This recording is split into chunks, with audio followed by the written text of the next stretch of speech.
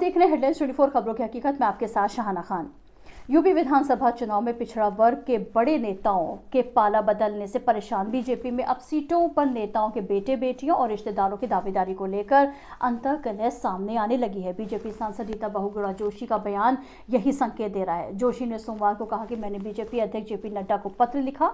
मेरा बेटा मयंक लखनऊ कैंट में काफी दिनों से सक्रिय है और मेहनत कर रहा है, उन्हें टिकट मिलना चाहिए। अगर मयंक को टिकट पार्टी देती है तो नियमों का पालन करने के लिए वो खुद इस्तीफा देने को तैयार हैं, लेकिन मैं किसी भी दल में जाने वाली नहीं हूं। बीजेपी में थी, हूं और रहूंगी। दरअसल बीजेपी ने नियम लगाया है कि एक परिवार से सिर्फ एक सदस्य को टिकट दिया जाएगा। इस पर रीता बहुगुणा जोशी ने कहा कि वो लोकसभा से इस्तीफा दे देंगी ताकि उनके बेटे मयंक को लखनऊ कैंट से टिकट दिया जा सके।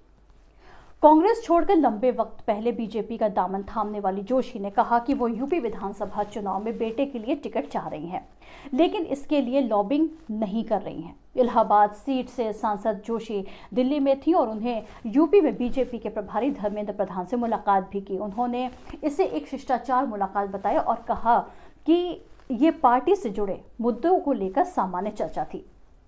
ये चर्चाएं काफ़ी तेज हैं कि रीता बहुगुणा जोशी के बेटे मयंक जोशी लखनऊ कैंट सीट से टिकट के लिए दावेदारी पेश कर रहे हैं। इस सीट से रीता बहुगुणा ने 2017 के विधानसभा चुनाव में जीत दर्ज की थी और बाद में वो इलाहाबाद से लोकसभा सांसद चुन ली गई थी।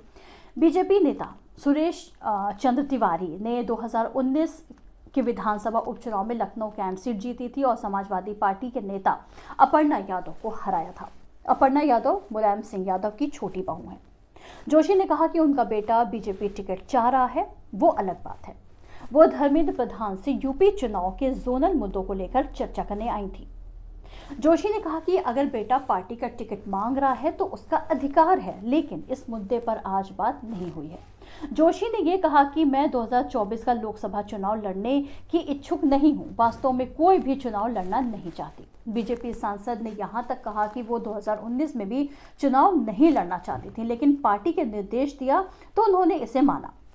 पार्टी मयंक की पृष्ठभूमि और राजनीतिक सक्रियता के आधार पर टिकट का फैसला कर सकती है। लखनऊ कैंट लखनऊ जिले में आने वाली 9 विधानसभा सीटों में से एक है। यहां बड़ी संख्या में हिंदू ब्राह्मण वोट है।